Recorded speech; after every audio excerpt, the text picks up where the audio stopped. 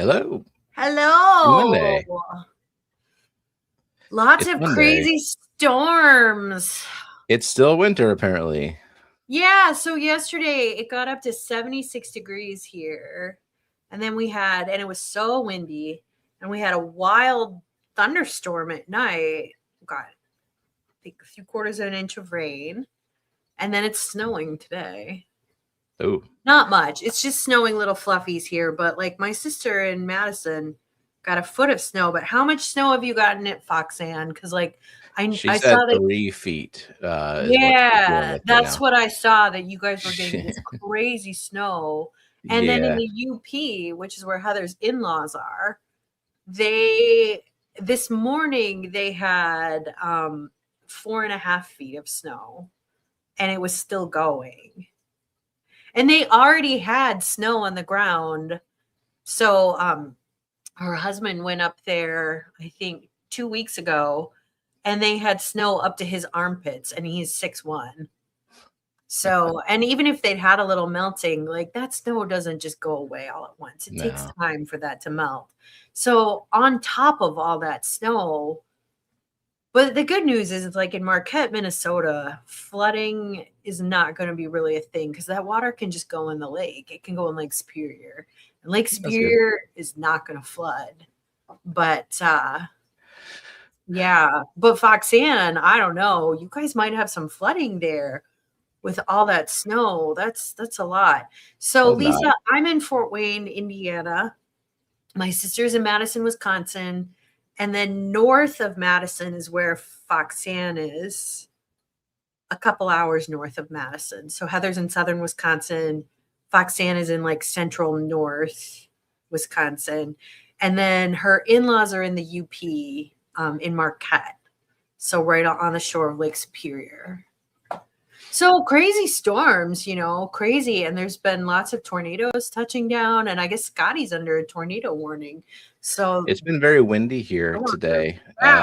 We had a little bit rain last night, I think. But tonight, or rather like tomorrow morning around sunrise, we're going to have another possible freeze, 33, 32 for about an hour. Yeah, it's going to get down to like 17 degrees here, which is a record low for this time of the year. Yeah. That's, I don't think it's a record low for us, but like, it's been a really wild spring. It's been wild. And that's why, like, if you think you can plant your garden now in the north, it's not time. Like, it's not time. No. If you're zone 5B, 6A, zone 5, like, it's not time. There's nothing you can plant now. I think mine will be fine, but it's like I'm getting punished for trying to get a jump on it and actually getting an early start in late February, early March. But yeah, you're fine. I mean, you're in a vastly different grow zone than we are. So for those who are lurking, I just wanted to put up Neo Veritas's question. He wanted to know if anyone was breeding bluefin killifish. So we have some killie people in the chat. Scotty, I think Scotty's in the chat. Scotty's maybe bred them. Foxanne has bred many fishes. I don't know. Do you breed any killies? Fish Tank Barnes in the chat. He's bred all kinds of things. So maybe someone can help them. I have not bred them. I am not a fish breeder. That is not what I do. That is not how I roll. I'm a plant grower. Yeah. I don't know. I have the world's ugliest tanks behind me now, but I am a plant grower. So, the last couple apparently own 0 killies. Yeah. So Jeff K is Jeff in the chat. Jeff is probably out shoveling snow. Yeah, he could be lurking, could be working. He could be shoveling. Scotty is driving. Don't chat while you're driving, Scotty. Don't do that. So possibly someone in here is bred. Possibly. But if you just have a question about breeding, someone in the chat can probably help you. Not me. Our corgi has no chance against this snow. Short little legs. Ever had to shovel your roof? I mean, I'm from Iowa. It has happened before. So I remember this is a funny story. So Heather and her husband had just gotten married, and they were visiting in-laws in Duluth, Minnesota. And, that's right on Lake Superior. It was New Year's Day. And there was a storm coming in off Lake Superior. And Andrew's cousin, that's her husband's cousin, she was like 14. She comes busting into the room at like 8 a.m. Andrew, get up quick. Grandpa's trying to go on the roof. Oh, no. Like 80-mile-an-hour winds off Lake Superior in January. Harness, strap onto something. I know, because he was shoveling the roof, and Andrew's like, Grandpa, I can take care of that. You don't need to do that. Yeah, when Neo says I can't fathom shoving a roof, I would not get on a roof. I'm not a roof person. I'm afraid of heights. So I'm afraid of structures that are meant to support a certain weight that I'm unsure of. That's my fear. I mean, yeah, I'm just afraid of heights, but I mean, if you have a lot of snow, you do kind of need to knock it off your roof somehow. Yeah. Depends on how tall your house is. Like sometimes you can use like a garden rake or something to just knock it down. But we have had crazy, crazy snows. Yeah. So Foxanne says Brian is not allowed on the roof. He made a tool. That's good because you can slip and fall on your roof. Yeah. And you could fall and you could kill yourself. It's not a good idea. So, But you do need to get your gutters cleared out, or you can get ice dams, and that's no good. All right, Scotty's got some words of wisdom. Lucania goodii are a non-annual native chili fish. He's pretty easy to read. Just throw them mopping. All right, there you go. Just toss it a mop, and they're instant. And you got some chilies. Fish, chili fish. Well, that's good. Yeah, I'm not a good person to ask about fish breeding. I'm not an expert. Not an expert at it. Lisa says she's been enjoying Fisheries' recent documentation of starting a planted tank with CO2. Yeah, he's doing like he's always had planted tanks, and he's done like CO2 injection, maybe like low and slow. He lives where the soft water is, and for sure, yeah, low and slow is kind of enough. But he's started like a proper ADA. All right, garden. I haven't kept up super close to see how that's going, but yeah, I'm sure it's going fine. He knows. Yeah, he follows the same people on Facebook as I do, which is essentially Dennis Wong and Tom Barr, and just reading all their postings. He's very experienced aquarist, so it just kind of depends what your goals are with a particular tank. So yeah, he just hasn't had that goal yet. Good for him. Good to try new things. Gilsticards. Nathan says, I can solve everyone's snow issues. Move to a warmer state. We've had negative 100 inches of snow this year. It's been good. It has been a really weird winter because like out west, it's been record hot, and they got no snow. And that sucks for them because they rely on the snowpack for their water. Right. So that's really the only precipitation they get. Whereas, we get more of our precipitation as rain. We get less snow usually. We've gotten quite a bit of rain lately, but then usually around this time it starts to dry up. So yeah, we shall see. But I got the ponds are ready to go. Yeah. And fertilize. Probably need to fertilize them again. I don't know if I was too late with fertilizing the irises. We'll see. If I don't get blooms and irises this year, I'm just gonna replace the irises with something prettier. I think they're not getting enough sunlight. Yeah, I don't think they're. Yeah, just they really do need full sun. Because if you think about it, wetlands get a lot of sun. Yeah, they're just out in the open. Yeah, they get a ton of sun. So, It just may not I'm work. cool with that. The canna, at least the pink canna and the big pond is the first to get a bloom. Nice. What I can see. I love that variety of canna. I think it's so pretty and it does so well in ponds. I love the pink color. I love the kind of bluish leaves. It's a really great plant. Mm-hmm. I saved a bunch of it this year. Usually I just save one little piece to restart for myself, but I saved a bunch so I can spread it around a little more. So, because I'm trying to help some local people get going on ponds. Oh, Jenna sent a picture of Scotty's chili fish.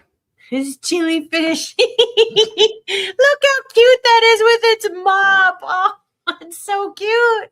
And a bucket of suds. That's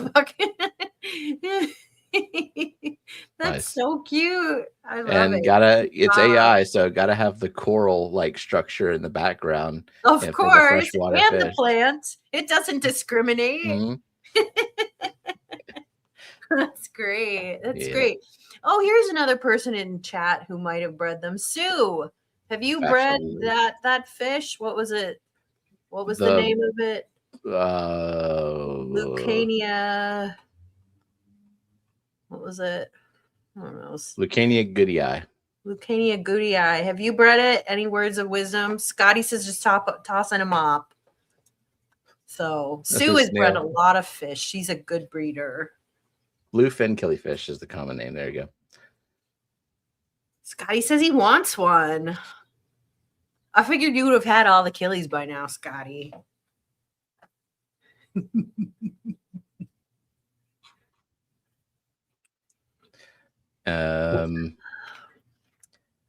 Exciting news for me in November. First Saturday in November, I'm going to speak at Nancy B's club.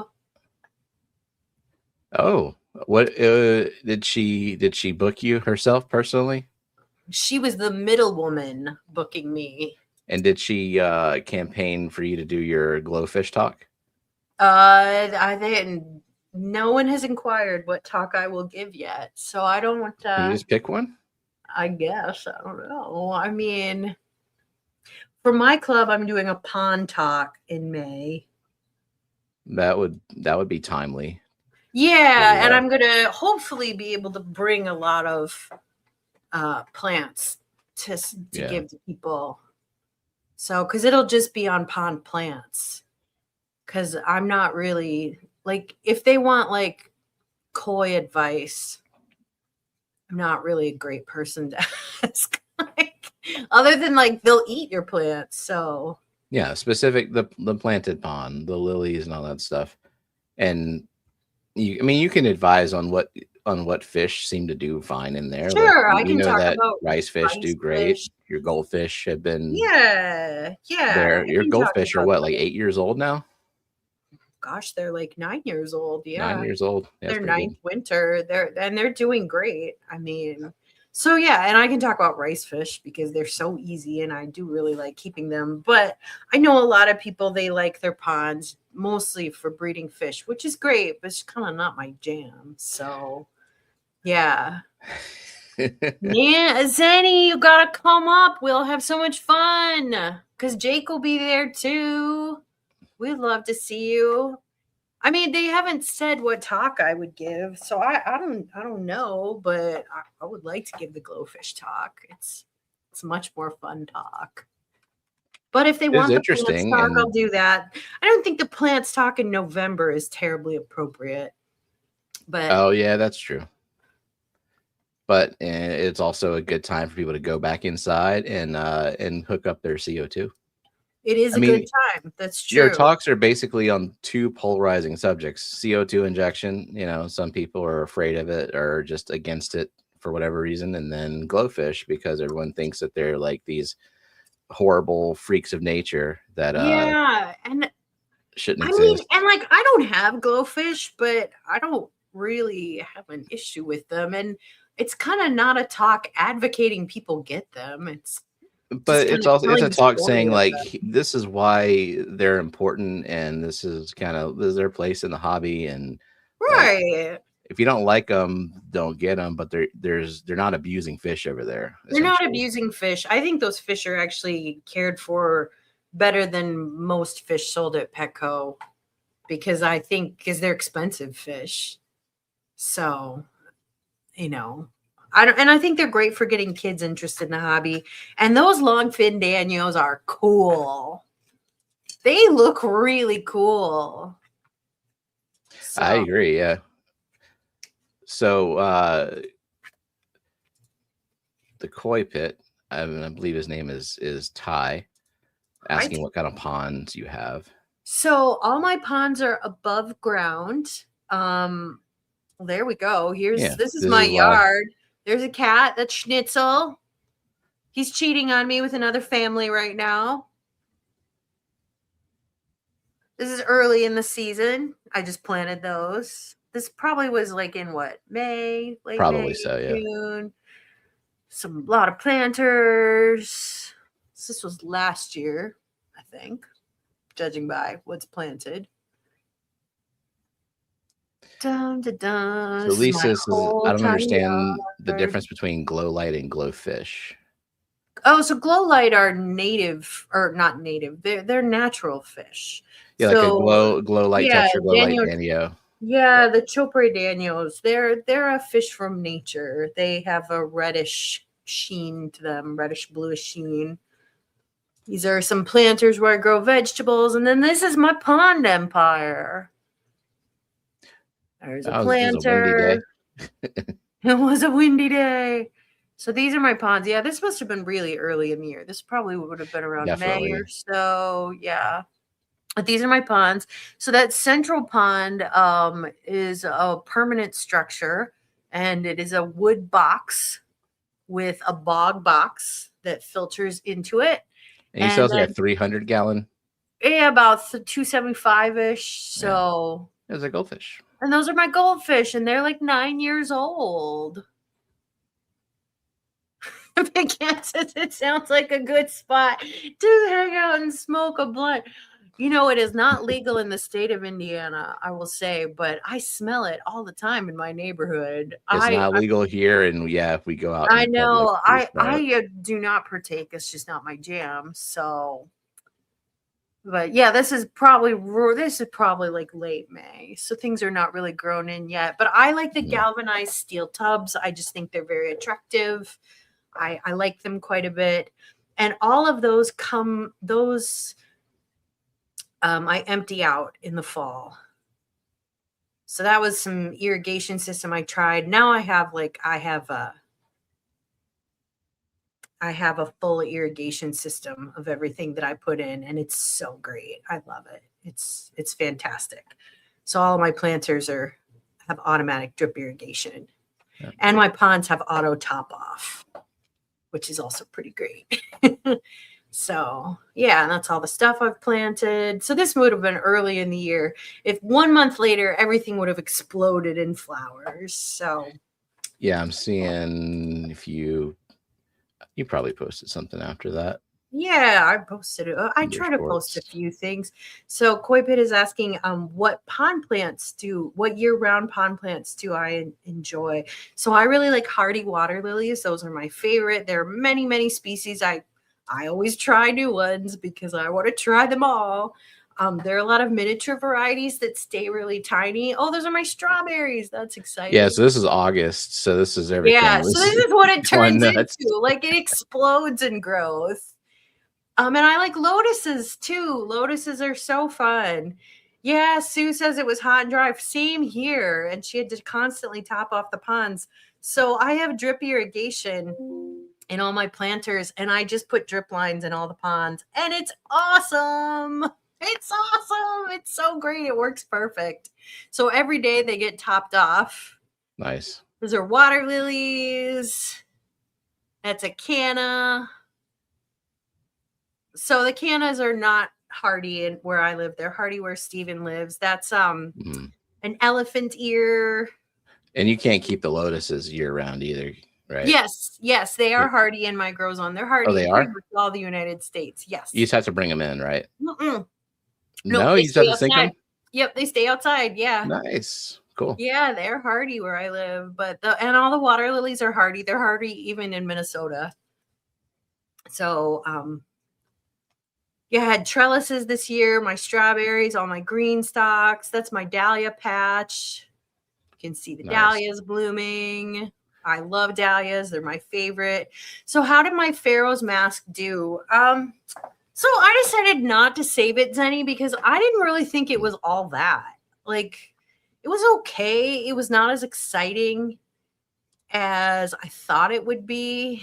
And there are just other varieties I want to try. So it wouldn't be hardy where I live. So I would have to take it and store it in the basement. And I decided not to because I just want to try something else. Yeah. You know what, Zenny, though? Where you live, it would grow in the dirt year round and it would probably be spectacular. And if I would have known you wanted it, I would have just sent it to you because, you could grow it in your yard. Yeah. So. And then I showed these before, but like I have 2 ponds myself for those who are new here. This is the 150, and I just last week added some rosy barbs to it, and then of course it's going to get cold, so I actually got they'll be okay. I got a 500-watt heater in there, just to keep it a little bit warmer. I usually don't put a heater. I went outside and checked this weekend, and the goldfish are still swimming. Nice. They're still fine. I mean, it's amazing. They've lived through so many nasty winters. So, yeah. Mishmash of this is that purple hardy lily that Nancy sent me last year. Yeah, she sent. Yeah. Anna, this is whatever that Juncus, whatever it's called. Juncus repent or is that Juncus repent? I don't know. It's Juncus repent. It's like a rush. Yeah, it's spiky rush, whatever. Yeah, it's the same as it's related to curly rush, and those are perennial even where I live. Oh yeah, they're fine. I've grown those at times. I'm not growing it now. I like to just rotate through different plants. I like to try new things all the time. So yeah. But I got a question if the lotuses are hardy where I live. For sure. Even in like Michigan and Minnesota and Wisconsin, they're even hardy there. They're incredibly tough plants. And I keep mine outside year round. I divide them in the spring so they don't get too root bound. And yeah, they're great. And this is my 500-600 gallon pond that has it's got the paradise fish in it. Nice. So the other person in the chat who has super cool ponds is Dee Dee. And I bet, Dee Dee, I bet you've gotten a lot. Have you gotten anything going yet for the year? Because it's starting to warm up there. Dee Dee's in South Carolina. Mm-hmm. So, I mean, I haven't done anything in my ponds for the year. It's just not time for me. May. It's not time. Yeah, May. If there's a chance in April, it kind of just depends on the year, but usually May. So I'm not sticking my hand into a cold pond. I'm not doing it. Yeah, Dee Dee has amazing ponds. Dee Dee's amazing. Her ponds are so cool. She has all kinds of things growing. We'll have to have her on whenever she starts up again. She said my pond area is a mess. Same. Gotta build the deck extension first. Terrible weather this week. All right. Yeah, one thing at a time. And you got to get those projects done before it gets too hot. So, yeah, my ponds are a mess right now, too. All my yard is a mess, but it's just not time yet. It's just not time. Right now, I'm growing seeds. That's my big thing. I planted a bunch of flower seeds, 2-3 weeks ago. I got them started. And I'll be starting more as the season progresses. The last thing I start will be like my tomatoes, things like that to grow. But I grow a lot of things from seed. Yeah, we have a lot of pond people. I like him because it's like having another tank that I don't really have to do much with. Yeah, I would say that it's way less work than indoor tanks. Yeah. And way less for me. So much more colorful. So much more colorful. And I have really beautiful summers in Indiana, and it's very pleasant to be outside. And yeah, it's just a great time to be outside. Koi Pit says, I'm keeping all my tropical pond plants in the shower right now. Your wife is, she's not going to be happy about that. So I actually store things that I want to keep that aren't hardy in my neighborhood. I keep them in my unheated basement because I want them to be dormant. So I have like cannas in the basement. I saved a few other things too, even some things that were hardy that I just didn't have room to keep in my one main pond. So yeah. Yeah, Big Cat, your season is so short. He did a stock tank pond one summer, but their season I is don't so know if I would do ponds if I true. didn't have the luxury of like they are essentially growing between March and November here. Yeah, for me, the season is really between like late May, so really like June, and they go through all of October pretty much. So yeah. Yeah, Foxanne has some big ponds too, but hers are in ground. And she says that some of the lilies I've sent have gotten quite extensive. Yes. Yes. Yeah, I And can 6 or imagine. 7 flowers at a time for sure. Yeah. They really are prolific, but she has very big ponds that are in ground. So very different than what I have. But my yard is the size of a postage stamp. It's so tiny because I live I near think you should just downtown. get rid of all of the tubs and just go get someone to dig your entire yard up. I know. You know what? I should get rid of the driveway because I don't even park in the driveway because I have that big old truck and I can't fit it in the driveway. So really, the driveway only gets used when Jake parks there on the weekend. So I should just get rid of the driveway. There you go. I could plant so much more. Although that house is a rental, right? Yes. So, but it's a very tiny yard. I don't have the space for anything major, but at the same time, it is, easy for me to take care of just one person. So, I mean, if I had 12 acres, it would be harder. If I had 12 acres, I would forget the other like 11 and a half exist. Yeah. Well, I mean, here's the thing though, if you had 12 acres, you would have areas of full sun, you would have areas of deep shade, you would have, so like if you wanted to grow vegetables, you'd have a spot for it. If you wanted to have a pond with sun, because like your ponds don't get much sun. Nah. So it limits what you can do. So that's what would be different. But 12 and a half acres. I mean, I guess Jake has 160 acres, so it's enough sun for the things I've gotten to flower, the pickerel, the water hibiscus,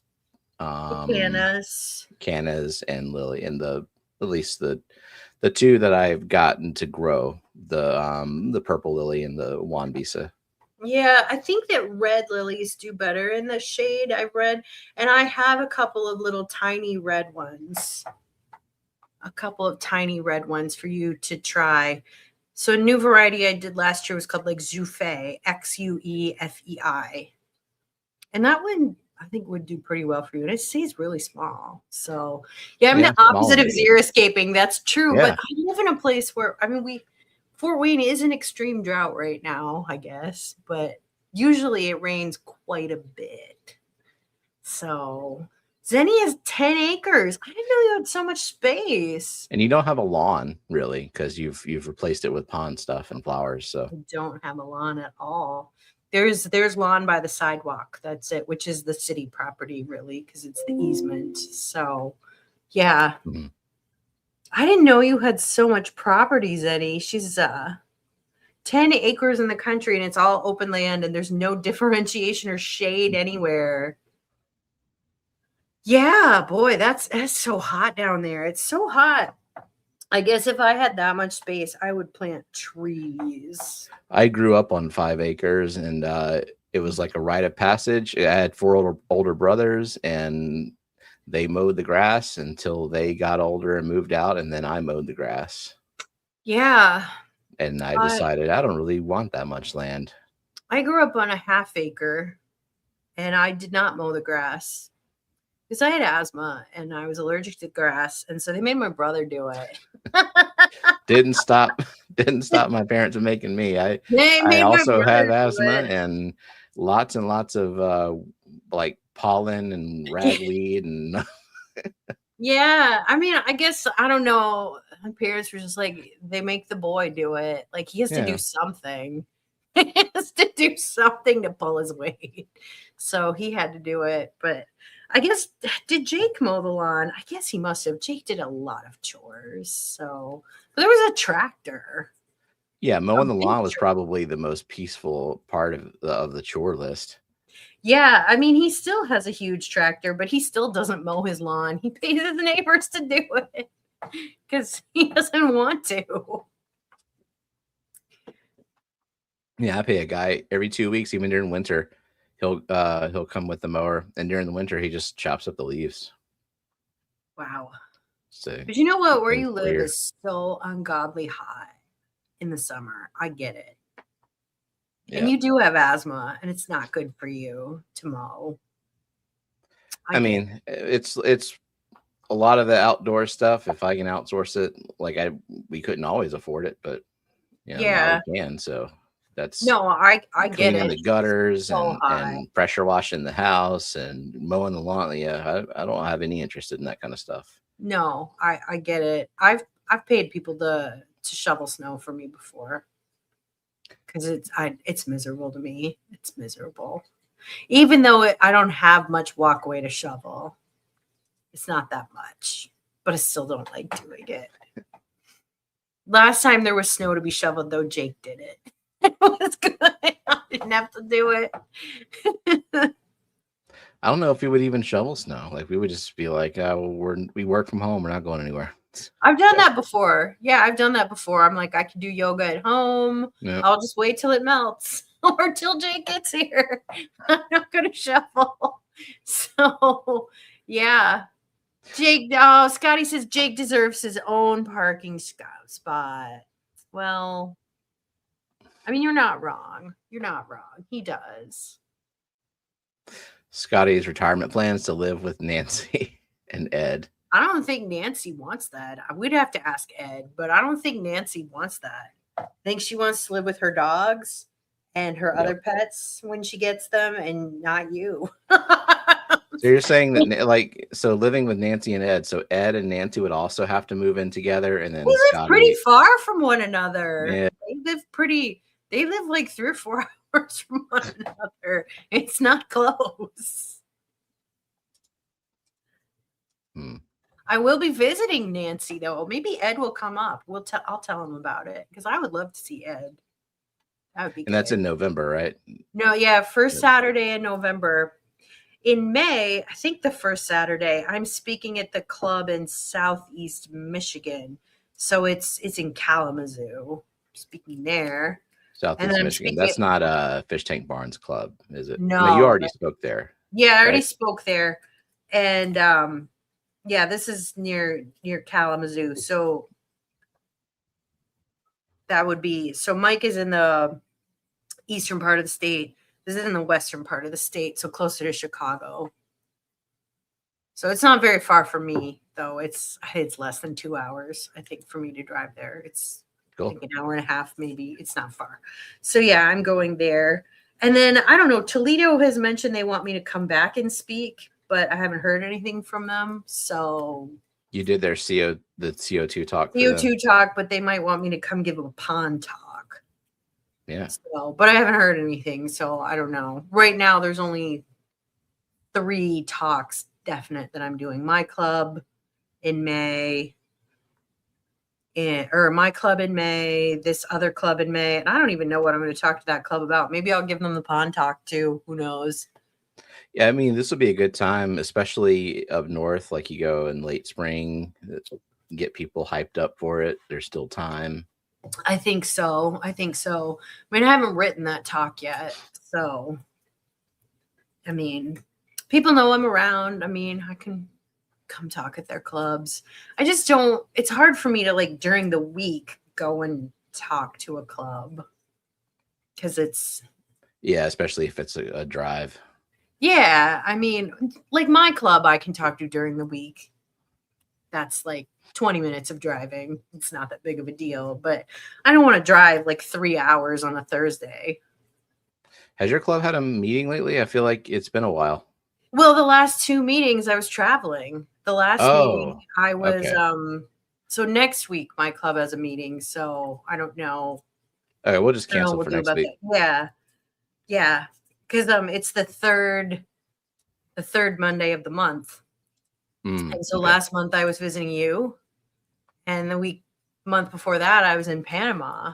So got it. oh, so Mike goes to that club pretty regularly. It's 2.5 hours away. Well, if you come, Mike, I'd love to see you. So we'll see. Yeah. And I don't know what I'm talking about yet, Mike.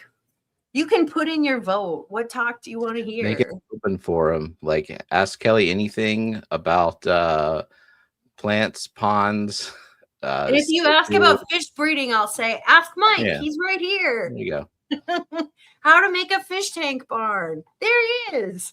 Don't ask me. Don't ask me your DIY questions. That's why like a tub pond panel would be good, because you have the people who are very heavily focused on growing plants the best, It's and then true. others who are very into the fish breeding, like the summer breeding. Sue Harkey and I should tour the country together. I think we'd have a good time. That would be a good time, Sue.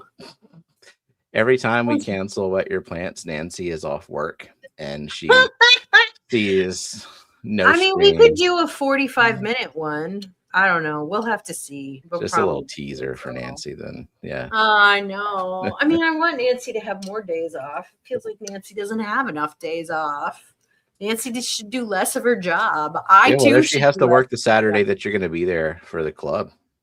Oh, I hope she has that day off. I mean, she's got a lot of time to rearrange her schedule. So hopefully it will work out. Friggin' jobs. Yeah, I agree. So Mike says, I want the glowfish or the pond. Good choices. Good choices.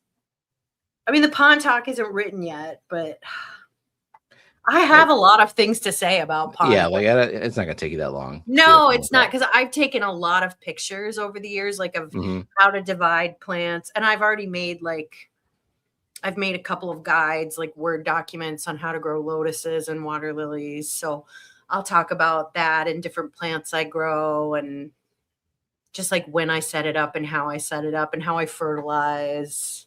And that's pretty much an hour right there. So I think, but if people want to know about, I can tell them about rice fish and goldfish. I just can't tell them about, I don't know, how to breed their cories outside or something. I think you just put them in a tub and hope for the best. I don't know. I think that's what the point of the tub breeding is. It's like, here is a much larger body of water for things to hide. Because I know normally with barb breeding, I think you got to be pretty diligent about removing those eggs, because they're barbs. But if you have, I think David sent me like 13 rosy barbs, put them in 150 gallons of water. Plenty of room, yeah. They'll probably breed. Good luck. I'm hoping I can get a solution that I can keep them out year round in the winter. I don't think a 500-watt heater in 150 open top with 20-degree weather is going to be the solution, but I don't know. Maybe 1,000, 1,500, just something that runs. It doesn't even have to run all the time. It just has to during those hard freezes at night. Yeah. I mean, where I live, the only fish that realistically you can keep shiners, any native fish, like rainbow shiners, and keep those outside year round, and rice fish and goldfish and koi. I don't know of anything else I could keep outside year round in my climate. But that's enough fish for me. You could possibly do the paradise fish. I don't know. It can get really cold here. It can get I've heard some pretty surprising survival stories with paradise fish. Every January we will have at least a week where it gets down to like -15.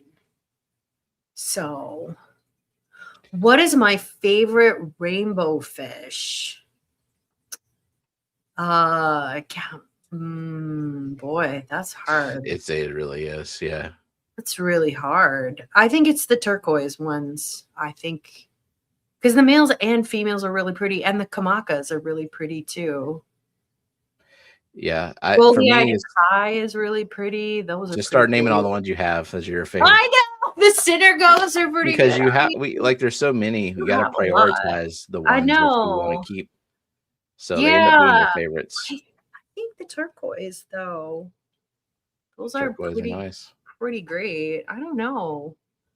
I've never had the I would never turquoise. want to have just one kind of rainbow. That sounds boring. I mean, I want to catch them all.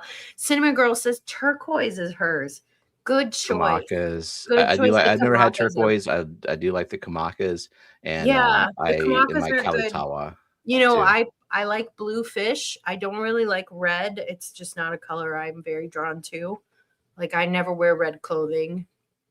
I don't really care for orange that much, though I do have the Aves Creek ones and I really do like them, but I'm not really attracted to the Bosemani are a classic. Yeah, like, I'm not really attracted to orange as a color. So I prefer the blue and purple and green rainbows are pretty great. So oh, Zenny, just mods, put her in timeout. Put her in timeout. Can't. She's untouchable. She's a managing moderator. Can't do anything. Oh, and I'm too lazy to. I didn't know we had super mods on this channel. Am I a super mod on this channel? That would be I don't know. Idea. You should not give me any authority. I don't want you to, because like super mods can do things like turn off chat. I don't want you to like pocket disable chat. And that is likely to happen. It's likely to happen. Wow, Scotty says I like Kelly's F zone talk. Is that a talk where I just badmouth the F zone for an hour? Because I could do that. I could do that. Yeah, you lump that in with your pH meter talk. Yeah, I mean, I could do that. Could talk about that. Maybe I could talk about like deep substrates, and now I could talk about Wallstad tanks. I don't know. I can tell everyone hi from me in the chat. Oh. Hi, Stephen. Vibes wants us to say hi. Hi, Vibes. Stephen. Hi, Vibes. Hi, chat from Vibes. Thank you, Vibes. Hi, and Vibes wants to know what's for dinner. I had lunch at like 3 o'clock, so I am not hungry all yet. But for dinner, I will probably have some salmon because I have some in the freezer. Gross. I love salmon. I love it. It's like the one fish I'm not a huge fan of. Really? I love it. I eat salmon 2 or 3 times a week. Keeps my coat shiny, like a dog. So Fuzzy was asking, what do you think of the dwarf neons? Those were your first love. I love those. Those are my first love. I had some beautiful Praecox rainbows. Amazing quality. I think that it's really hard to get good quality Praecox rainbows anymore. I think it's really, really hard. The ones still in stores ain't what they used to be. I had some, oh gosh, this would have been about 15 years ago at this point. And they were so pretty. So pretty. Both the males and the females are attractive. And they don't get too big. And they're really, really, really nice. Like Foxy says, you got to source them from quality breeder for good genetics. You do, and it's really hard to find good genetics for dwarf neon rainbows. They just don't exist anymore. If I found Pagaille, Praecox from Pagaille, I would get them because they're pretty great, but I've not seen anyone who has them. So they are very pretty, despite what Zenny says. There really should be more scheduled grants. There should be I don't know. I feel like people have more grievances than we care to. This is the airing of the grievances. I mean, there could be like a dedicated 30 minutes for everybody to rant it out. I don't know. Okay, so we're having Salisbury steak, mashed potatoes, and gravy and green beans. Good. That's a good but dinner. like Anything with homemade. mashed potatoes is a good dinner. I love mashed potatoes.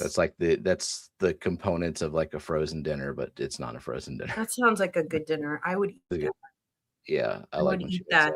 Last night for dinner, I made risotto. That was really good. It was a good dinner with some Gordon salmon. Ramsay approve?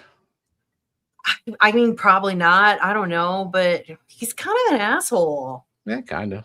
He can go fuck himself. Yeah. I mean, because he wasn't eating he's not inviting my dinner. I liked it. Jake liked it. Good enough. So Rack wants to know, do you follow the Wallstad method rigidly or organically? Or not at all. Or not at all. Or not at all. Would be the answer. Yeah, I do not. You've done dirted tanks before, though. I have. They had CO2 on the mill. So, yeah, I think you can use dirt, but man, the dirt doesn't take away the need for carbon dioxide, though. Yeah, the dirt, it takes, if you want to take away the need for removing algae, that it's very messy, and every time you uproot a plant, which happens all the time, just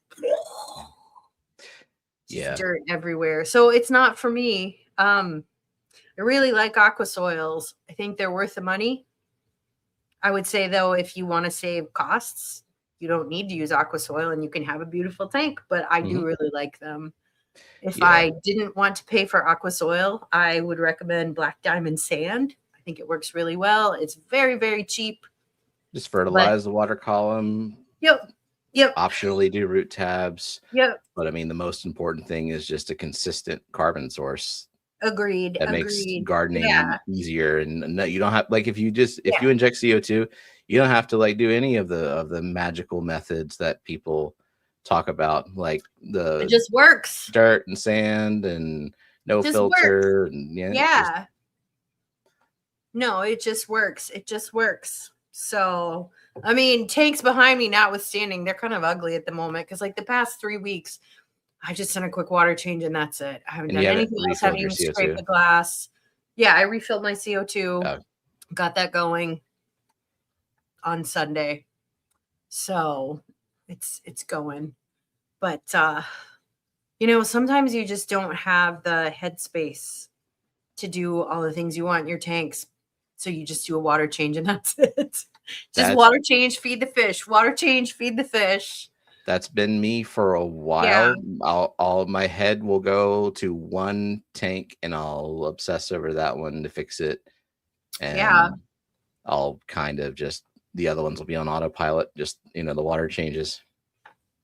Yeah. I mean, right now is seed starting. That's a lot for me because I'm doing it with soil blocks, which is a new thing. I've never done before, and it does seem to be working really well. So far, I recommend it. And then I'm also knitting something really complicated. Oh, is it a surprise for somebody? No, it's a skirt for me, but it has like 12 colors. So it's very colorful. I probably won't even wear it this year because we're running out of cold days. But that's okay. How long has it been taking you to do so far? I started it right after I got back from seeing you. Oh. Yeah. So it's been a lot of hours and it's not done. And it's a skirt that, it tapers or it flares. So, and it's knitted from the top down. So like the rounds are taking me a long time now because the top. People, didn't you say like someone wanted to buy a sweater from you to knit, for you to knit them a sweater? Like even a sweater like this sweater took me like 2 or 3 months. Like, like they're not going to pay you for your time for that one. I mean, like the only way you get a sweater from me is if you gave birth to me. Like I've only knit sweaters for my mother. Also, it helps that my mother is a very tiny person. There you go. It's less stitches. So, if you were a size like 4X and you want a sweater from me, like, no, it's not. I haven't even knit Jake a sweater. I mean, I started knitting him one and I didn't like how it was turning out and I abandoned it because it wasn't going to fit him. And I just didn't like it, and I've been gone back to it. So Sue Harkey did dirt. Yeah. A decade ago. Aquasoils have gotten better. And see, I've seen Tom Barr talk about how he misses the old Amazonia. Yeah, they updated it. The kind that used to like leach hella ammonia, which he's fine with because he knows how to manage that tank. You know, just do tons and tons of water changes. I feel like he would like a contrasoil. I think that leaches tons of ammonia. It's very rich. Like you get hair grass like nobody's business growing with it. It's hair algae, you mean? No, little column A, little column B. No, your hair grass is really, really thick because it's so nutrient rich. But it comes at a cost. It comes at a cost. I mean, Serac says never experienced phenomenal plant growth until using enriched soil capped with sand. Now also growing actual trees through the water column. Now growing stuff through the above the water surface, I can imagine that enriched soil would be fantastic. Like I have a whole for bed. Sure. Yeah, because they have limitless CO2 growing out of the water. They have I have a whole bed of aquasoil for all behind me, all these immersed plants. I made like a whole net full of aquasoil just sitting there at the top. Yeah, I mean, I too have many, many plants growing out of tanks, and they do incredibly well. Yeah. I mean, they're all plumbed into my tanks. That's my hydroponic wall, and it's got some dripping water from the tank. Yeah, it's the submerged plants where a whole bunch of like pseudoscience has muddied things. Where people forget that the CO2 part is necessary even if the plants are underwater. There's like 100 times less CO2 underwater. That and light are light isn't really a nutrient, it's an energy source, but light and CO2 are the most important factors for plant growth, and water. Light, CO2, and water. Now there's limitless water underneath your tank, just like outside there's limitless CO2, right?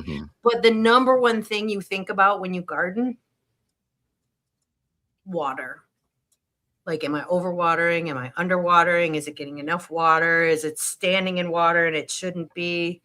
That's the number one thing. That and like, where am I going to plant? Is it getting enough light? Is it getting? That's why I was always so bad at gardening too, is with the water situation. Like well, I mean, and that takes time and experience and reading plant tags. It's not easy. So, but in tanks, okay, everything is underwater. Okay, that's not a problem anymore. But then CO2 is your problem. Is it getting enough CO2? Is the CO2 distributing well throughout the tank? Is it circulating well? Yeah. And then light is still an issue too. Like, am I blasting it with too much light for its carbon? Yep. I mean, you can do that. Yeah. Most you people can get a lot of algae tech, that way. Most people who are doing low tech, I would wager that they are using too much light. Well, and the thing is when I started doing this, good lights were really expensive. And so you probably didn't have enough light. And now you can spend $20 on a night crew or a Epstone or whatever. Light. And it's deceptively bright. Yeah, it's the opposite problem. Lights are cheap and abundant. So, but controlling your light is still a challenge. Because you don't want to shade things that don't want to be shaded, or you do want to shade things that want to be shaded, and you don't want to have too much light. You don't want to have too little light. It's still an issue. And then CO2, carbon is your issue. So yep, I mean it is the bottleneck. And even still, if you inject CO2, you have I don't know, maybe 10 times less CO2 in your water than the atmosphere instead of 100 times less CO2. Yeah. I mean, I really think that the easiest plants I keep are in terrariums or growing out of aquariums because I don't have to think about watering. Right. So there's only light. That's the only thing to think about. And as long as they have light, they're fine. Yeah. So okay. Jenna answered Sue's question without the red plant behind me, the Cordyline fruticosa hot pepper. It seems to be doing all right. You just great. That. Yeah, it's really pretty. Maybe I should pick up one of those. They sell them as house plants here.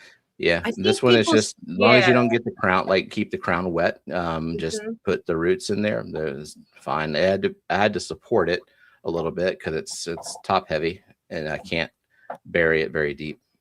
Most jungle plants do pretty well growing immersed out of aquariums. Yeah. Like succulents don't do well.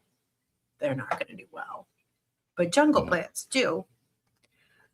Lisa asks, what setting do people keep their aquarium co-op lights on and for how many hours? Stephen, you've had an aquarium co-op light, haven't you? I do. So I have one in low tech on Lillian's tank, and I keep that one at like 30. Probably will turn it down to 20. You do like 10 hours for her or? About 9.5 hours, I think. Yeah. You don't want to interfere with her sleep. So. Right.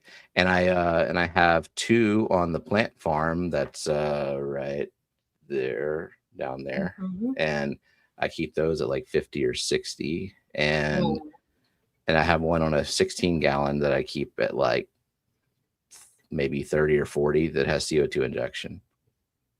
Yeah. So that, I mean, they are very bright. Of your tank. So like my 90, I would have to have it at 100. Yeah, I'm always trying to blast more light. I have 2 Chihiros full blast on it, and it's still only a medium light tank. 1, there's a lid, and 2, it's a very deep tank, and it's an exponential relationship between tank depth and par.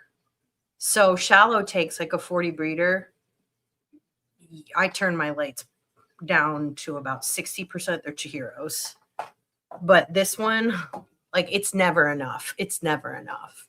I could have like 2 full-size Chihiros on here, full blast, and I don't know that I would be, because I have a lid. I still don't know if I would be at a highlight tank.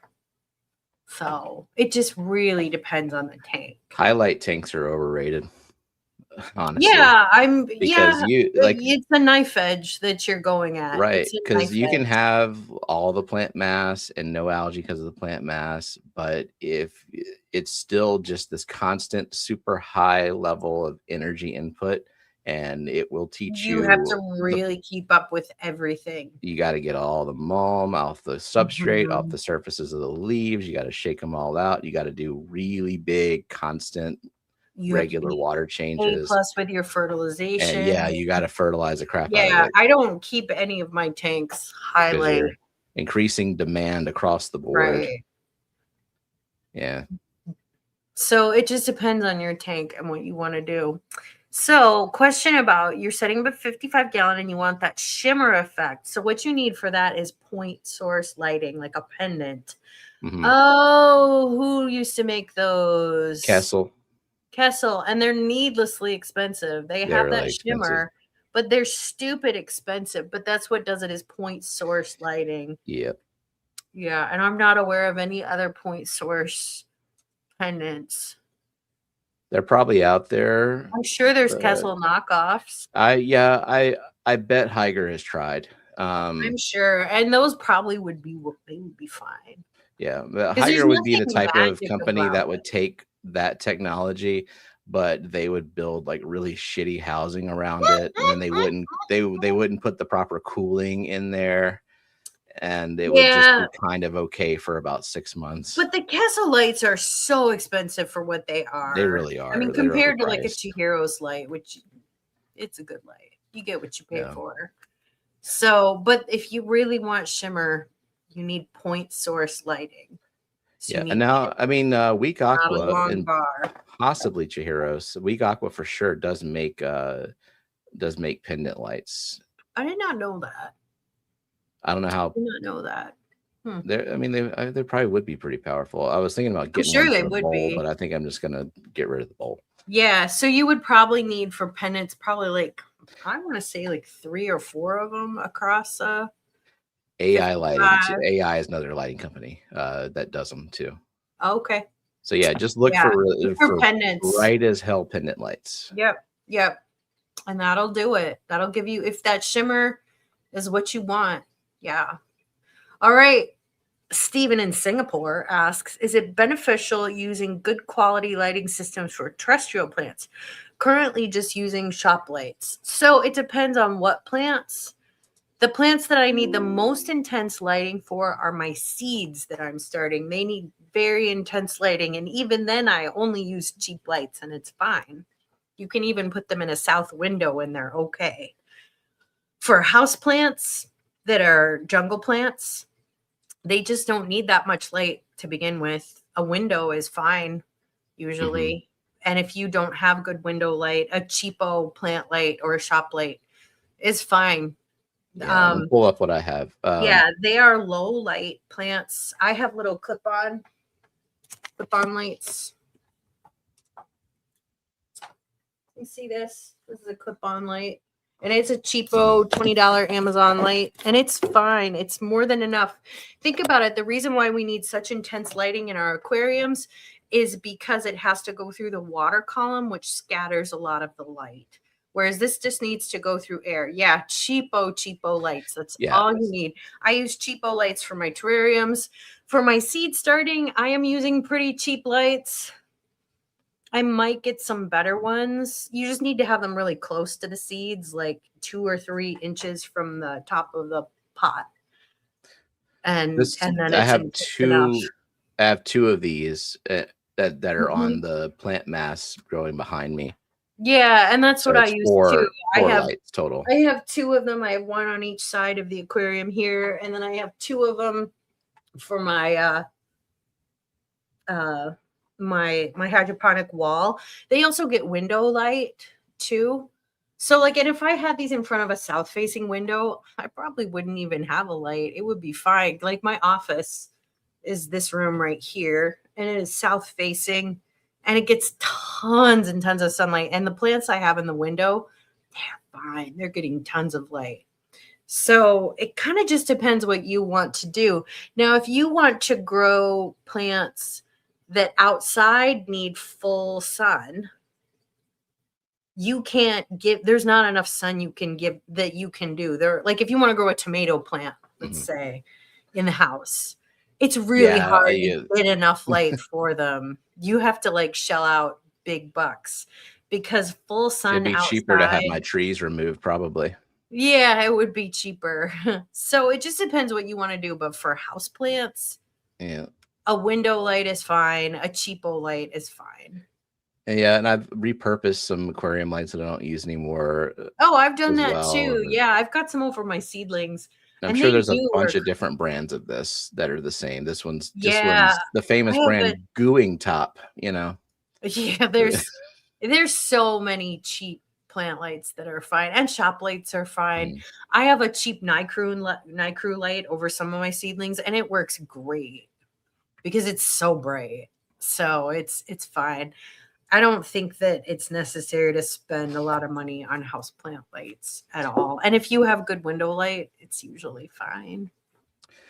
So low main Asta 120 cheap Kessel replacement. Yeah, I have a Asta something on the bowl.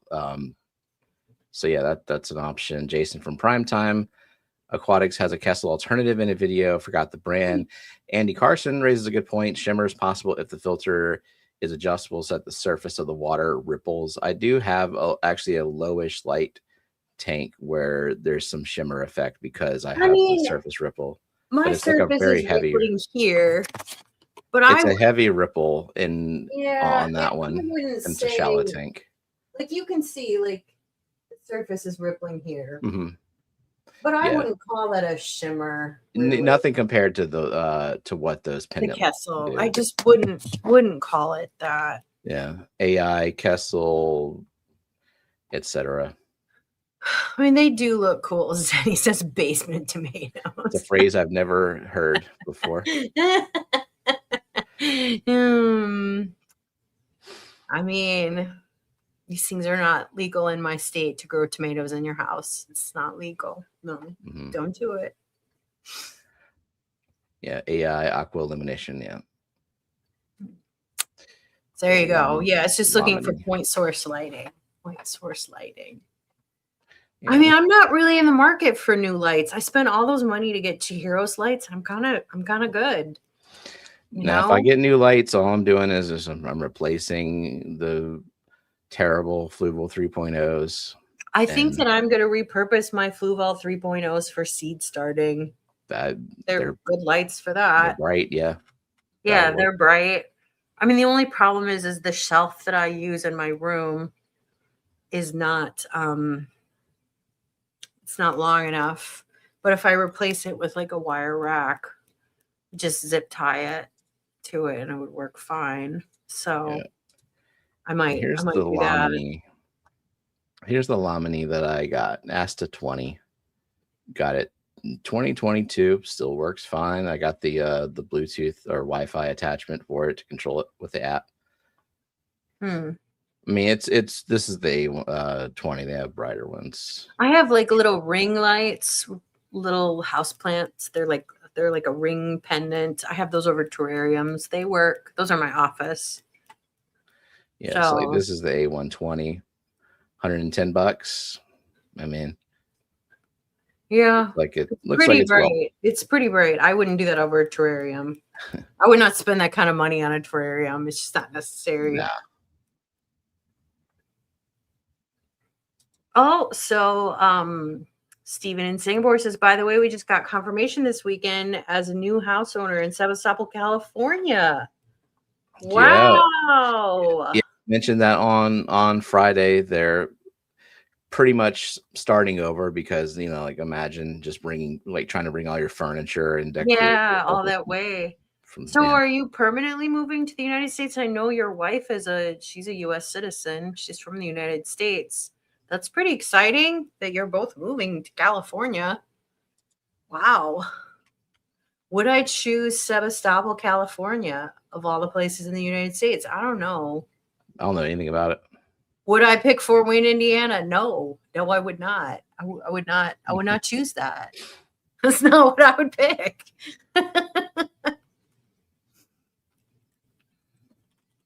Well, Jenna has posted a link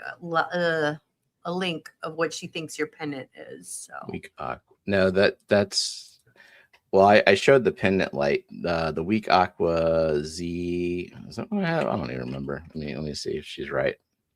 So Vibes asks, can I use a saltwater AI light on my planted tank? It depends on the spectrum. If the spectrum of it is just the blue, like the actinic blue, that's probably not what you're going to want for looks. But a lot of those lights, they have different spectra choices. So it'll have like a desirable spectrum that you would want. But if you like the look of the light over a planted tank, go ahead and do it. Go ahead and do it. It'll be just fine. The box usually has the spectrum map on it to show you what it is. If it's like blue and then not very much else with the other colors, that's for the corals. I mean, to be fair though, like your plants will love it. Plants love blue light, but you're not gonna like the look of it. It's gonna look weird. It's gonna look very weird. Yeah. But your plants will like it. Plants love blue light. They love blue light. They love red light. Yeah, so this is the Week Aqua I have over that boost tank that has all the expensive boosts in it. And I did get this from AliExpress. All right. Z400 Pro. God, I bet that's way more expensive than it was when you bought it. It's about $50 more than what I paid for it. I haven't looked at the price of the Chihiros, but I was very strategic in buying them when I did. Yeah, I mean, this one's got the two concentrate. Like this, if I cranked it up, I bet this would cause a shimmer effect on these two because I have it on that 7-gallon tank and it maxes out at 9% power because it doesn't need it. It's a very small, shallow tank. I mean, if you were to put that over like my 90, would not do much. You grow some Anubias. So Steven says Sebastopol is like an 1830s small town above Napa, and he was born in San Francisco. I didn't know you were born in San Francisco, and your wife was raised there. So you guys are going home. That's really cool. That's awesome.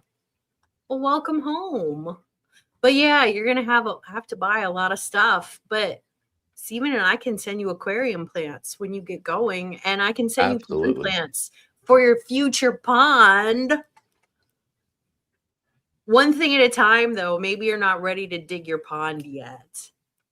But when you get there, we'll hook you up. You will dig a pond. You will dig a pond. Just inform your wife. Jenna says, even at the Aquarocks Colorado price at $229, it's still significantly cheaper than a Kessel. Those are crazy expensive, those Kessel lights. They always have been, but at least back when they were the only people doing the what was the kind of light that they were? Metal halide lamps, which was like the biggest, most intense light you could get before LEDs. That's the kind that give you a sunburn. Yeah, I mean, like you would get a chiller on your tank because it would be so hot. But I mean, I could kind of see why they were expensive, but now LEDs are dirt cheap and plentiful. There's just no need to spend that much. So Vibes planted 90-gallon AI Hydra 64. So this is what I'm seeing about the AI Hydra 64. This looks very solidly a coral. Yeah. It's a reef light. Yeah. I just don't think you're going to like the look of it. It'll be an unpleasant look. Yeah, your plants will love it, but I don't think you want that. I think you want a more balanced spectrum than that. I had something like this, but much cheaper on the plant farm when I first started it. It was like these panels that were mostly blue with a little bit of red lighting, and yeah, it's kind of gross looking, but it definitely worked. I mean, plants love blue light; they love it, but it's just probably not what you want to look at. Your fish are going to look weird, and I wonder if your fish might be a little stressed too. You know, too much blue light might not be very good for their. Yeah, I wonder about that. So I don't know. I just wouldn't recommend it. No. So Stephen says a pond is a must, a family tradition, and yes, a little at a time. Awesome. Well, when you're ready, we will send you all the plants that you need to get going. So that's really cool. I'm enjoying sending a lot of plants to just a few people. I agree. And I'm so glad I have a local club now because I can bring plants to them, and you know, getting local people excited in the hobby is always really good because someday that will all come back to me. So like I've given Nancy B a lot of water lilies and they're coming back to me. So it was a good deal. It was a good deal. I wish I lived in Sacramento just so I could go to the club meetings there. Yeah, that is a tank type of club. There's a lot of cool people in Sacramento. We have a lot of friends there, so that's cool. Luke is still the president. 2 hours and 15 minutes from there. That's awesome. Nice. And AGA is this year in April. Yeah, I mean, I'm not going to April to the AGA. I'm going to wait until it comes back to Chicago, and then I'll go because that'll be easy for me. Fish Keeper. Oh, that's a brand. Okay. I'm not aware of that brand. I'm not really in the market for lights right now. I just, like 2 years ago, not even 2 years ago, like a year ago, spent all that money on Chihiro's lights. So, yeah. Let's see. So D20 Farm says I've considered floodlights. Yeah, that might work. That might work just fine. Put a timer on them. I mean, LED lights are cheap now. So Fish Keeper Aquarium. This is just another Higer / like restamping their label on stuff that's been out for a while. Yeah, there's a lot of that. Doesn't make them a bad product, but I don't think they're anything unique. But yeah, we go. Some pendant lights there. Just depending on the depth of the tank, whether these will work. Yeah, this is probably the one. Jenna posted a link for a Netley light. Oh yeah, that's another. That's like Chihiro's Weak Aqua. Yeah. Okay. Yeah, this one. I don't have any experience with those. This one's kind of like that. The Lamini and others. Hi, Nancy. Oh look. There you go. RGB. This might be one worth trying. Yeah. And I think Higer has one that's almost identical to this. Except it probably says Higer on it. Yes. There you go. That could be a very pleasing option. How much does it cost? Narrow spectrum bandwidth. I mean, this is the selling point of like Weak Aqua and Chihiros and stuff. So if it's a good build quality. Does it have any like apps or controllers or dimmability? I don't want a light that isn't dimmable. That's kind of my big thing. It doesn't matter if it's an app. Looks like it's got some controller for it. That's pretty good. Or there's a dimmer, not an app, but there's a dimmer. Okay, well, yeah, that's good enough. But yeah, that's good enough. There you go. I do prefer the app controlled, but that's fine. DIY mode, 24/7 mode. Stephen says the people in Singapore in the clubs are very cutthroat and competitive. I just don't think that's true in any club in the United States. I mean, sometimes you'll get a group of assholes, I guess. I mean, that can happen anywhere. I would say most clubs are very collaborative and welcoming and just are excited to have more members. I would say that's always the goal. I mean, there can be a few rotten people that deter other people from joining, but I don't know how to deal with that. People in my club are super nice. I would say people in my club are really just a lot of beginners, which there's nothing wrong with that at all. But they're all very nice.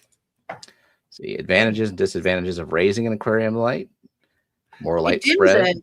Yeah, I mean, sometimes you need to raise things up because you need to dim it a little bit. And it does, if you think about the light, it comes in kind of like a pyramidal shape, like a pyramid, right?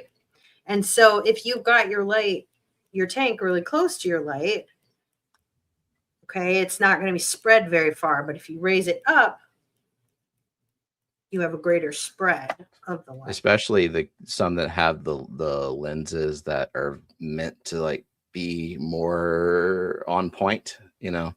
Yeah. They don't have very good light spread to begin with.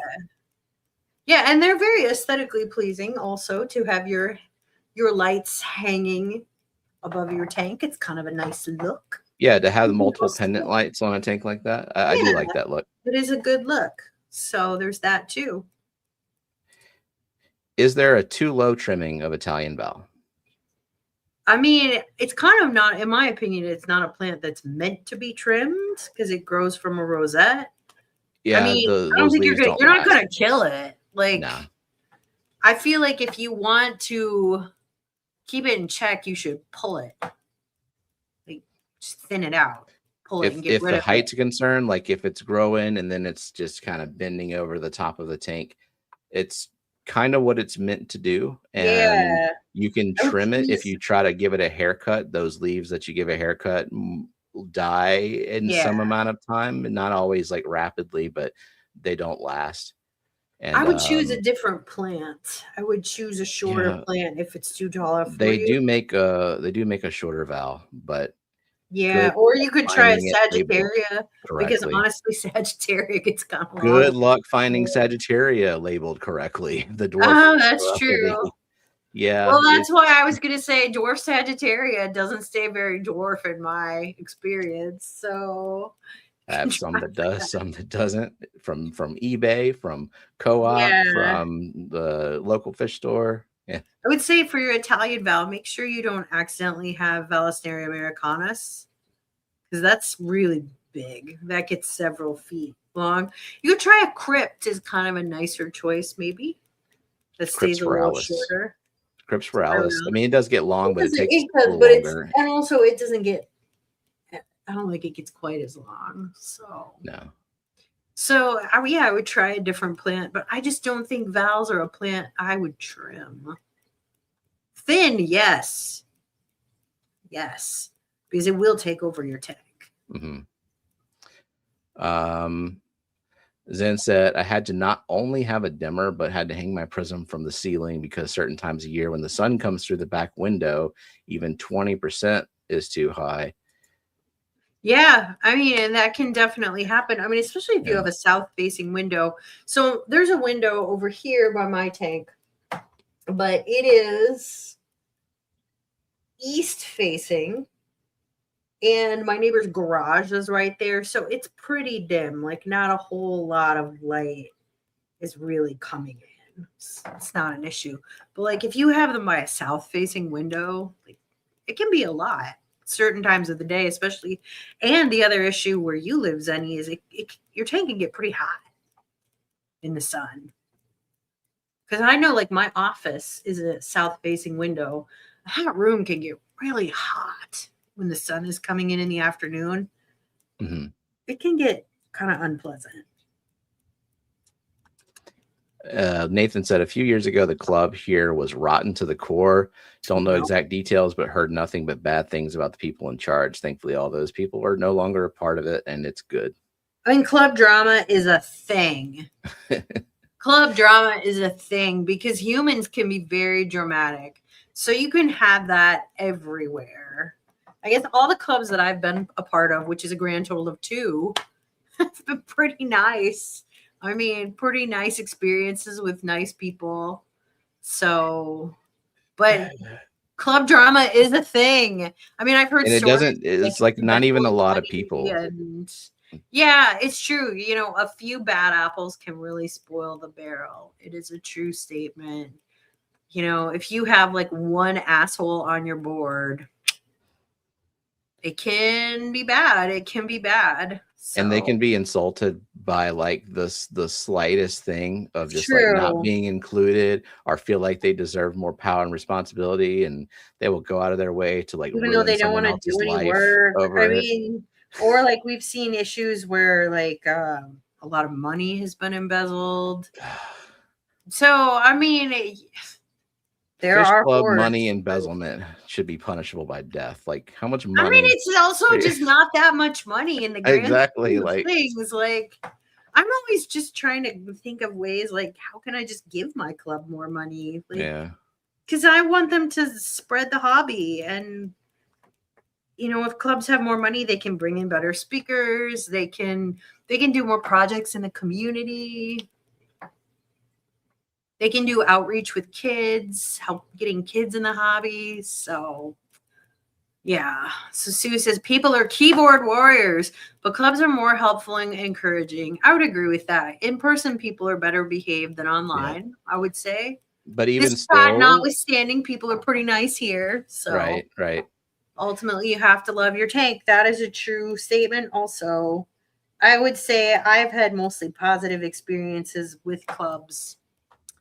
So, but I think, I don't know. I think if you're the sort of person who attracts positive experiences, you have positive experiences. I don't seek drama. I don't think. If I don't go out of my way to cause drama. Engage. If you don't engage, they can't do anything. Like, and I think I don't know. I go out of my way to try to be nice to people, and they kind of are nice to me back. It really does. Imagine that. It really works. I mean, it really does work. So, yeah. But Zen says maybe it's just such a big city, but the main club here is very much cliquey. Oh, no. And if you don't know anyone, they aren't exactly friendly, or at least not 5 or 6 years ago. That sucks. I think part of that is just like they are not, fish keepers are not extroverted in general. They're not the type of people that are going to approach a new person and say, hi, welcome to the club. Even though if they are like officers of the club, it's kind of should be part of it, you know, their responsibility to welcome new members. But sometimes you just need to make yourself be extroverted. I mean, you know, there are just situations in life. As someone who is an extrovert, sometimes I have to shut my mouth. Well, as an introvert, I will not make myself known, and I will not be an extrovert there. But I won't get mad if they don't talk to me. I just probably won't come back. It's just like, well, I wasn't instantly included, and I didn't instantly know everyone, and so that's not for me. Yeah. I mean, my club is only a year old, so there hasn't been time for it to become cliquey, I guess. People are pretty nice. I'm pretty happy with it. Wait until elections come around for new new officers. No, And then God. see. My nightmare is that someone will make me want to be an officer, and I don't want to do it. I don't want to do it. I like speaking. That's kind of how I like to offer my time. I like to give talks. I don't like to run anything except my mouth. I enjoy that. Lisa says, I also always love the idea of people wearing a shirt with the fish that closest matches their personality. What fish would I be? I don't know. For me. I'm not sure what fish I would be. I mean, because I love rainbow fish, but I'd like to think I'm smarter than a rainbow fish. You don't run around the room and run into the door, into the walls. I mean, they're very pretty, but they're very dumb, and I don't think that really describes me. Hiding behind a plant because you keep getting harassed into laying eggs. No. Just daily life. Yeah. Lisa says I'm a ditherfish for sure. Well, that's not such a bad thing. That's not such a bad thing. All right, duckweed Aquarius. That's a great name. Yeah. What stem plants are the duckweed's version in your aquariums and ponds? I am not good at growing duckweed. I just don't have any skill at it. But things that are super easy to grow, like duckweed or floating plants. I guess so. Stem plants. I don't know. I think rotalas are dirt easy to grow. I'm not a fan of them, but they are really easy to grow. I think that Hygrophila polysperma sunset and Hygrophila corymbosa cherry leaf are just about as easy as any plants could possibly be. They grow so fast you can't keep up. Yeah, but they're easy to grow, like duckweed. Yeah, they're easy to get rid of. Yeah. I would say if you want a stem plant, I guess Naja is guppy grass technically a stem plant?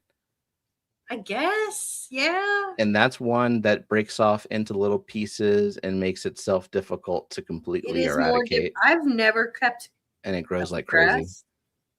So it's a little harder to get rid of. Yeah. Most stems, though, even if they grow, they're pretty easy to get rid of. Like rotalas, if you decide one day that you don't want to have rotalas anymore, you can be done with rotalas in 5 minutes. It's not hard. I have done that before a couple times. Let's see. So Stephen says clubs in Singapore or Southeast Asia are kind of different. They're mainly consist of pro breeders or aquascapers who enter in competitions. Yeah, we don't really have that here. Some clubs have more knowledgeable people than others. My club is like a lot of beginners, just straight up trying to learn the nitrogen cycle level. There's nothing wrong with that. So that's a good thing. You can shape their minds into doing the right things. Yeah. They haven't been doing it for 40 years and don't want to listen to anything you say, but also still want to be in the room when you talk. There's some of that. Some clubs have that. I was thinking of like the Missouri club, Mazai. Like there's a lot of really I would say most of them. There. You say your club is mostly beginners though, which is surprising. Lots of beginners. Well, it's a brand new club. Yeah. So it's people just like learning the nitrogen cycle and there's nothing wrong with that. We all have to start somewhere. It's fine. Sure. So with all these beautiful tanks in the rear, how long do I keep the lights on? So everything in this room is on from noon until 9:30 p.m. And the overhead, since I don't have them on Wi-Fi timers, and if I click them on and off, I have to reset that stupid like 12-hour timer. They're on at different times, but it's the lights are 12 hours. My lights are on from 10 to 10. The immersed lights, I mean, yeah. Oh, my immersed lights. Yeah, they're on from 10 to 10. Yeah. And my aquarium lights are noon to 9:30. So yeah, my aquarium lights are on from noon to 10. So yeah, 10 hours is a good, like for aquarium lights, 10 hours, 8 to 10 hours, good. Yeah. So Sue points out that Ted's Club in New Jersey, it's a social club with tables instead of stage seating. Yeah, so I mean, different. That's a bit unusual, I would say. Ted's Club also, like, you can't go to his club if you live outside a small region in New Jersey. It has some interesting rules. Very local. Very local. So my club doesn't have that. My club is just mostly beginners. Can I join your club? The characterization, yeah. Can I join your club? My club? Yeah. Yeah. Sure. You should get them to do to stream their meetings, like Sacramento does, and we should do that. You know, so some people in my club thought you were local, and they're like, "We've got to get Stephen in to speak." I'm like, "He's in Louisiana." Pay for my airfare and catch me at a time where like I have more vacation time. I didn't just start a job. Also get like some whiskey in you, because I don't know. Would you want to give another talk? I mean, I could do it. I have to be really confident on the subject. I can't we could just go and do. Too. Yeah, like yeah. I think that would help. Yeah, it would for sure. Yeah. You know, I would be right there with you. So, because if I did a talk, it would be very like by myself, very much focused on the things that I have done personally and what I've observed in the low tech versus high tech. I mean, I have given plenty of talks on things I have not known much about. That's part of being a professor. You still have credentials to back it up. I know. I can't start mine off with like, I have a bachelor's in English and I haven't used that degree other than to speak the language. It's a lot better though when you do have a knowledge base. And I can't imagine you would give a club talk on anything other than a topic that you are knowledgeable about.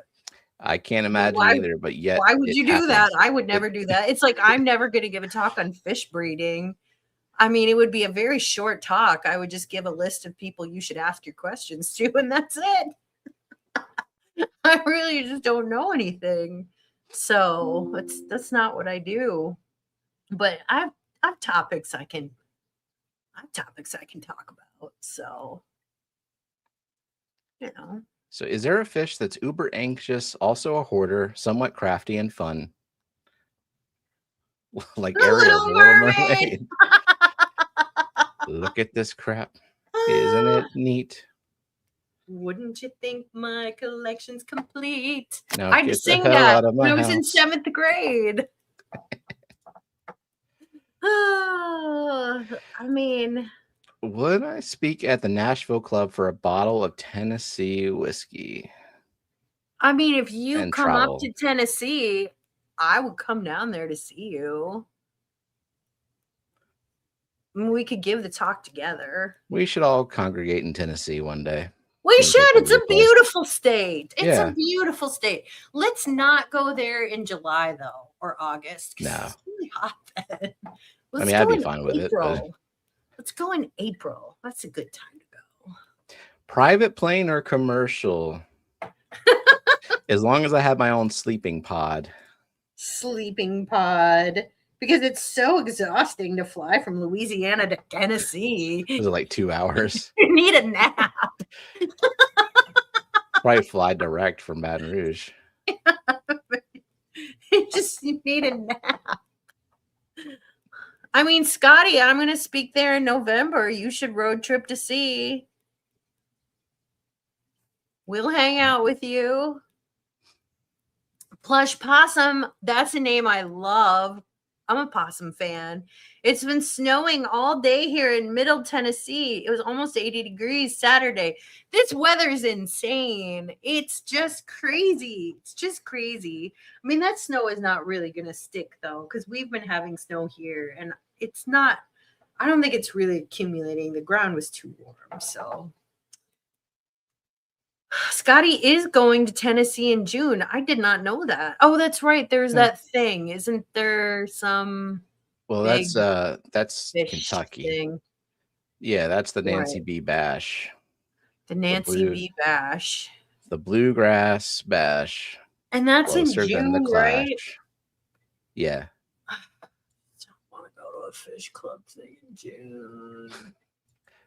It's not a fish club thing. It's a hangout / collecting trip with Nancy. I mean, I should go. And I don't know. I got to think about it. Because in July, we go on our vacation. I don't know where we're going yet. We have not decided. We're not going to Louisiana in July. I wouldn't. It's a terrible idea. I think our family vacation is also in June. Yeah. Have you guys thought about leaving the South? Because I got to tell you, it's hot down there in July. I mean, I do think about it a lot. I'm not saying year round you should leave the South. It's not that great up here in the winter. It's not great. But like, when we go on vacation, where would we go? I mean, so like last year we went to Oregon. That was quite nice for vacation. It was actually a little chilly. I had to wear like a sweatshirt every day. It was kind of cold. And we went to Canada a couple times. We try to always go somewhere cooler in the summer. Northern Michigan, northern Minnesota. Oh, God. Moonshine. Carl, bring me more moonshine. I am, you know what? I enjoyed the experience, but talk about like the fastest, most efficient way to get the worst hangover imaginable is that sugary purple moonshine. Steven is too old. I'm too old. Yeah. He's too old for it. Can't do it anymore. In my 20s, I could have chugged the whole bottle and gone to take a final exam the next morning, but those days are gone. Jenna says that June 6th is the first Saturday of your family vacation. Okay. So, yeah. Well, June 6th. Like, usually I still have yard work to do June 6th. There's still usually some planting to do. I don't know. I can't. Lately, I'm just really having trouble planning beyond tomorrow. It's difficult. I'm not known for. Yeah, I'm not great at it. I mean, but the thing is, this is like, if I want to go on vacation, I have to plant it. Because Jake is really bad at planning. But like Jenna has your vacations planned to the hour, months in advance. And I usually like 3 weeks before a vacation, pick a place and book tickets and hope for the best. I mean, it's not great, but it's more than Jake can do. So yeah, neither of us are great at planning. I mean, if Jenna wasn't a planner and asked me to plan it, I would. Like it would go okay. It would be very vague. It would be like compared to what Jenna does. But like I could get our plane tickets or wherever and book our hotel, and it might be an okay hotel, but because I wouldn't have done a lot of research about the area that I booked the hotel in. I try to do research. Like I always buy guidebooks and read them. Cause like, I'm just very old school in my vacation planning. I don't want to watch TikToks. Jesus fucking Christ, I don't want to do that. I don't want to watch YouTubes on travel logs. I just want to read a book and plan based on a book. So I do try to like put some work into that. But like Jake does nothing. So like we just wouldn't have vacation. We would just take off days and sit on the couch if Jake was left to his own devices. And I do enjoy sitting on the couch. Oh, if that's an option, yeah. I mean, I enjoy sitting on the couch. I'm pro sitting on the couch. but like 2 weeks out of the year at least, we should do other things. And then he does the other things, and he's like, yeah, these things are great too. So, you know, just a little bit of For prodding. less than the price of a vacation, you could just order a brand new couch and it just get This is true. like a new couch for new vacation. Our couches are very disreputable. But like, Disreputable. they are not great. They're torn up. The pets over the years have not been kind to them. Couch of like, ill repute. I mean, but like the thought of like going out and finding a couch and acquiring the couch. Buying furniture is the worst. It's awful. Almost as bad as buying a car. I know. And this is I what don't know how the industry got into that, like commission sales where the profit margin is extreme because everybody's got to make a commission several layers down. The last furniture I bought a new bed a couple years ago, which it needed to happen. It was important. Our new bed's coming Saturday. Yay. This is exciting. Is it going to be as tall as your current bed? I don't think so. It's not too much shorter, but it's because we had the box spring and then there's also a mattress pad. Yeah, so your bed is super tall. Yeah. Yeah. No, I bought a new bed a couple years ago, which was a good thing to do. I needed a new bed. I'm happy I got a new bed. But I said I was going to get new couches before Thanksgiving, and it just didn't happen. It just didn't happen. Maybe it'll happen this year. Sue says the older I get, the more I appreciate a good whiskey. Yeah, that's my go-to. I don't like whiskey. Ice. I don't like whiskey. I don't drink though. So yeah. Sue Harkey sells beds. But probably not in Louisiana. I'm guessing. And they can ship, I guess. Could order it online. Nathan says that he just got a $1,500 brand new couch for free. That's the way to go. And a $2,000 mattress for free. Oh, that is sad because this family member had to go into assisted living. I mean, that is sad, but at least, those items can be used by your family. That's nice. So, no, my couches I bought them when I moved in here 10 years ago. I got them for $500. They were new, I guess. I don't know. I mean, but 2 couches for $500 can't have been that nice. And I assure you, they have not held up. I mean, they're destroyed. So I should buy new couches. Also, I find them to be very ugly. Like, they're a very ugly color.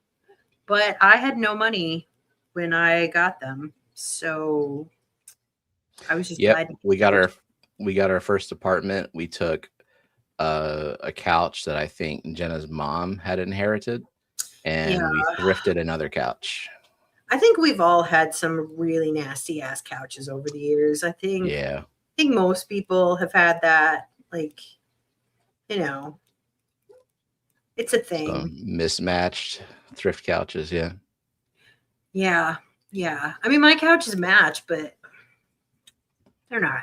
The pets have really destroyed them. So Scotty says his couch is covered in cat hair. Yeah, everything I own is covered in cat hair. I am covered in cat hair. I mean, look, there's this little golden hair right here. That's a fat kitty hair. It's just, Scotty never gets to spend any time on his couch. I mean, it's their couch. It's their house. Yeah. You are just there to feed them. It's the way that goes. Human servant. That's true. That's the way it goes. Well, I'm hungry. I'm gonna make dinner. I'm not sure what yet. I have not decided that yet, but I'm gonna make something. So, but thank you, everyone. This was good. Thanks for coming. We talked about furniture. We talked about club etiquette. We talked about. Wait, Nancy, are you off work next Monday? Just need to know whether we're canceling or doing a short stream.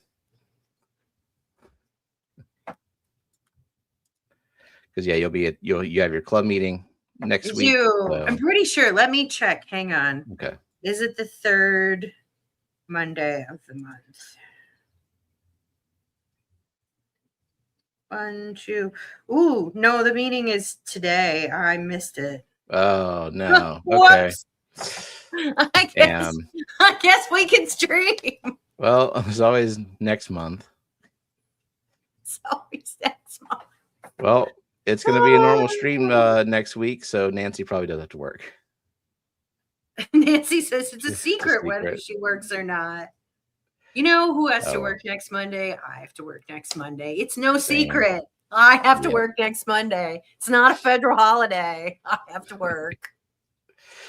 All right. Unless they lay me off. I don't know. It could happen. So we had some layoffs at my company, but we can't call them layoffs. We have to call them staffing reductions. How does that make it better? For the people who lost their jobs, not at all. Well, not at all. But even like those of us who are sad that people lost their jobs, how does it make it better to call it a layoff or a staffing reduction? It's the same thing. Like it's the same thing. We call it RIF. You know, it's the same thing. It's staffing reduction. It's reduction in force. Same outcome. Same outcome. Same people being sad. Everybody's sad. So. All right. On that note. See y'all next week. Bye, everyone. Bye-bye.